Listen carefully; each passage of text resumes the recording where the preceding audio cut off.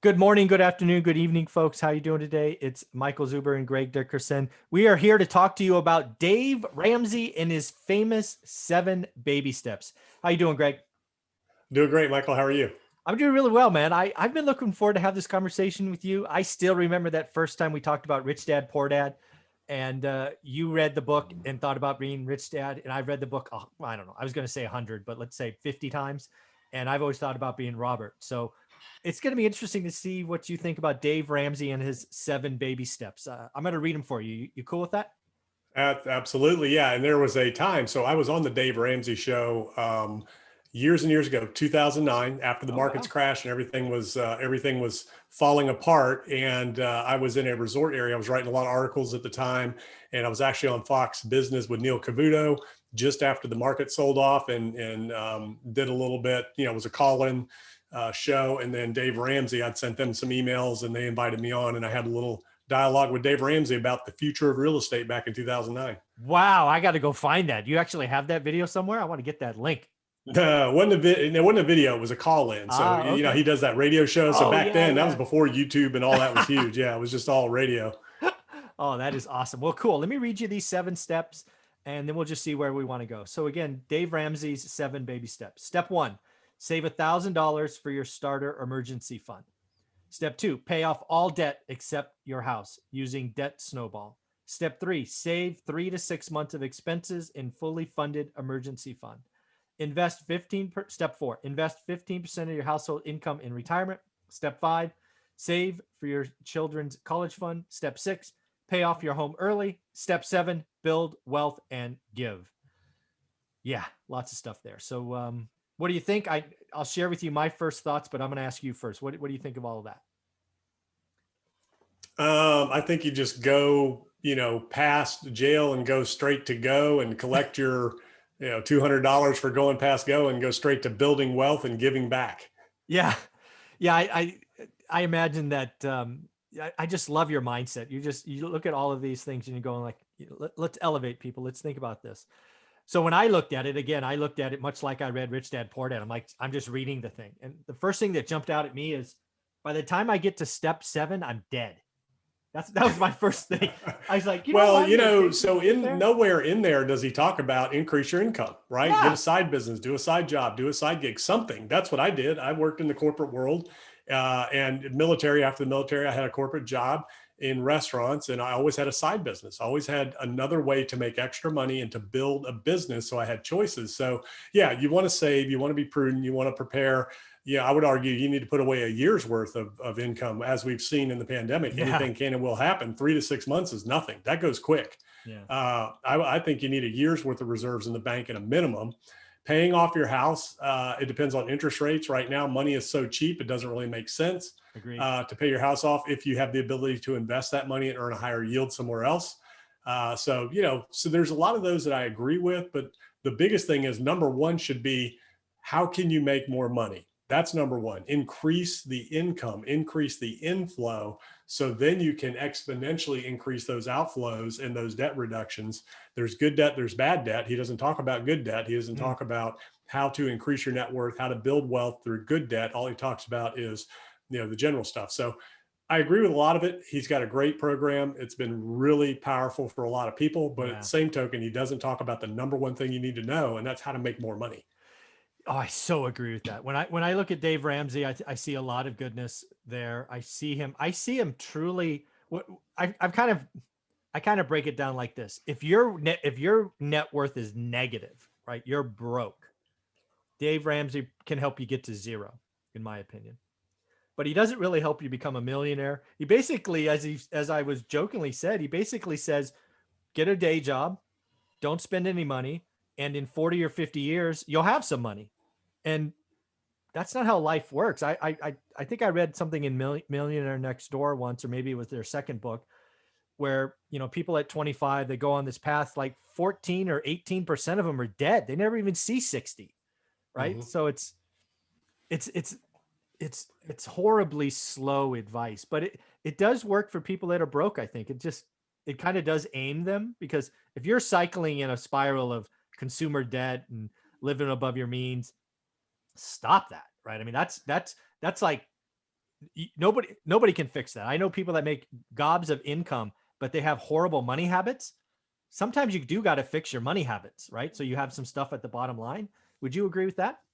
Oh yeah, absolutely. Yeah, you have to live within your means. You have to have a budget. That's the one thing that most people do not have is a budget. So Yeah. you literally need to have a budget on a spreadsheet. You need to have your personal financial statement updated in front of you so that you understand where you stand and live within your means and increase your means. So that should be your number one focus.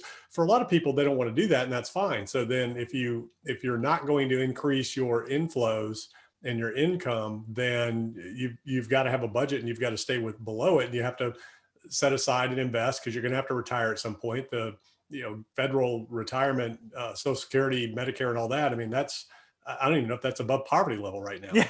Yeah. Yeah. One of the things I've also come to realize is when you're out there, talking about financial independence or financial independence, retire early things, we need to realize that some folks watching this or listening to this are happy, content, working 40 hours for 40 years. And if that's the case, more power to you, right? If that makes you happy, if you like living for the weekends, there's nothing wrong with that. There's just other ways, right? You can do what Greg did, bust his butt during the day and then have his side hustle producing extra income that ultimately allowed him to leave his day job and go on and build a 9-figure business. And let's talk about side hustle. So back when I was doing it, so I'm 53 now. So you're talking 30 years ago when I first got married and before I had kids, there was no Uber. There was no internet. I couldn't create a digital marketing agency. I couldn't do social media management. All of these gig economy jobs that we have now that are so easy to do and so easy to get into. You didn't have day trading through an app with your phone, on stocks, and you couldn't go on Reddit and find out what the next meme stock was. There wasn't cryptocurrencies. So what did I do after work of working all day? I would go at night and I would work like finishing off attics into finished space for people, building decks on people's backyards on weekends. So I was out anytime I had off, I was working and physically working with my hands, doing construction, building fences, building decks, replacing windows, doing screen doors, anything and everything I could do. I remember one time when I was traveling out of town doing some government contracting work, you could get per diem of like $20 a day for your meals. And I mean, I wouldn't eat, more than like $5 a day so I could pocket the rest. And I'd come home with an extra couple $100. I did that too. So yeah.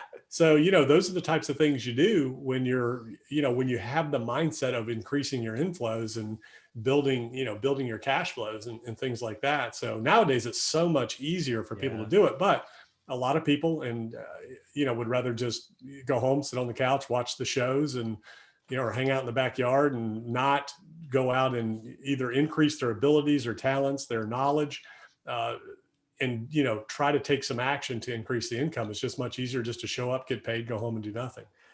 I wasn't planning to do this, but I'm going to do it now. So I actually I was up so early this morning. I'm a morning person, so I took a stab at writing my 10 baby steps, right? Total rip off of Dave Ramsey's 7. I tried to do it in 7. I couldn't. So actually I wrote 10. I'm just going to go through them and tell me what's missing. And just give me your general thoughts. So number 1 for me is, what is your financial freedom number? I don't think a lot of people know, like, what do you need so you don't have to have a day job? Number 2, I think people need to audit their 30-day spending, and then I want them to identify wants and needs. I don't think people have great money habits. Number 3 is your side hustle. What is it for you? What could you do to increase income, right? For me, it was buying cash flow real estate, but for others, it could be Ubers, it could be whatever, it could be a business, whatever that is. Declare what it is. Again, I'm a buy and hold guy. So number 4 for me is focus on one market and what's your criteria, right? I want to look at houses, which means I don't look at apartments. Get focused. Number 5, you have to look at your market every day. I ask for 20 minutes a day. Number 6, you need to learn what an average deal is. So you only buy good or great deals. Number 7, I want you to grow your network. A lot of this, Dave Ramsey included, is kind of like do it on an island. I believe real estate, I believe business, I believe entrepreneurship is the bigger network, the better you'll be. Number 8 is understand how you're going to buy. Are you going to get a bank loan? Are you going to use seller financing? Are you going to partner with someone? Where are you going to get the capital to buy your assets? Number 9, I think you have to have an emergency fund, both for your family and for real estate. And they are separate. It's not one emergency fund. And then number 10 is only write offers on good or great deals. So that was my first stab at 10 baby steps. Yeah, I think that's great. A lot of it is real estate focused, obviously, which is your Obviously. world, what you do, what you teach. But those rules can be applied to any business, any endeavor, any industry. So if you just take some of the industry specific stuff you talked about, and basically at the end of the day, what it boils down to, educating yourself, understanding your market, where's the problem that I can solve that's going to create opportunity, and how do I be financially prudent and financially intelligent. You need to raise your financial IQ, which is what a lot of what, Rich Dad Poor Dad's all about. How does money work? How does the economy work? What's an asset? What's a liability? How can I increase, multiple streams of income, inflows, and where are my biggest opportunities to scale these things fast? But it all starts with that game plan. What's your exit strategy, and work it backwards? What do you need to earn Yeah. to sustain your lifestyle? If you can't work, just forget, don't want to, but Yeah. what if you can't? You have to have that coming in to sustain that lifestyle. So that's what a lot of people forget about. Hey, disability insurance is a great thing to look into as well. A lot of people don't think about life insurance, disability insurance. They're very inexpensive. At least life insurance can be. Disability can be a little bit more expensive depending on what you do. But that's something else that people need to think about, that you need to have in place for your family. Yeah, I think one of the things that I see is, I've been doing this almost 3 years now, is when I'm helping folks, there's two things, and that's why they were step one and step two. Like, I don't know, like 10% of the people I talk to actually know their financial freedom number. Most people go, it's 10 grand. It's 5 grand. I have a hint for you folks. Your financial freedom number is not a round number. It's just not. I mean, if you want to just guess, great. But I mean, there's actually a number. It's like $3,700, $800, or $812. I mean, that's, if you really want to get to what's the minimum, it's going to be some kind of number like that. And then the other is, I'm shocked at how many people don't know how much money they really spend in 30 days. And then where that falls, wants and needs. So yeah, it's kind of like calories. People have no idea how much they really eat till they start tracking. I don't want to know. I don't want to know how much I eat a day, let alone a month. It goes away. And, you think about the Automatic Millionaire, David Bachman or David Bach, whatever it was. I think, yeah, Bach, wrote that book. Yeah. Talking about the Starbucks latte, $5. Yeah. So again, at the end of the day, you got to have another source of income. And it's so easy these days to find ways to create an extra 100, extra 1,000, extra 10,000 a month, doing different things, and have a full-time job. It can be done. It's being done every day, and it's easy. And it goes back to that recording that we did last week on, can anybody become a millionaire? It's all about choice. You have to make up your mind what it is you want. You have to be willing to sacrifice. Somebody asked me a question and said, what did you sacrifice early on? And for me, it was everything. I sacrificed everything. I mean, I worked constantly from 7 a.m. I'd get up at 5, and I'd be on the job site by 7 or at work by 7. And I didn't stop till 11, 12 o'clock at night a lot of times. Just enough to go home, take a shower, eat, get up, and do it all over again. I mean, I did that 6, 7 days a week for years, decades, long time. See, a lot of people look at you when you arrive, and they're like, "Oh yeah, it's easy for you to say that because you're successful, or you've done this, or you got lucky." I got lucky, and I'm a 30-year overnight success, right? Amen to that. Oh, this has been a great conversation. Exactly what I thought, and thank you for listening to my first draft of 10 baby steps. Thanks, buddy. Great job. Thanks.